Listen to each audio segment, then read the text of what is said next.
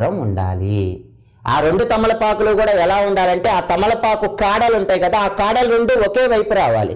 ఒక తమలపాకుకి కాడ ఒకవైపు, ఇంకొక తమలపాకు కాడ ఇంకో వైపు వచ్చి మధ్యలో పచ్చకర్పూరం ఉంటే పరిహారం పనిచేయదు. 2 తమలపాకులకి కూడా కాడలు ఒకే వైపు రావాలి, మధ్యలో పచ్చకర్పూరం ఉండాలి. అలా ఉంచిన తర్వాత ఒక కాగితం తీసుకోండి.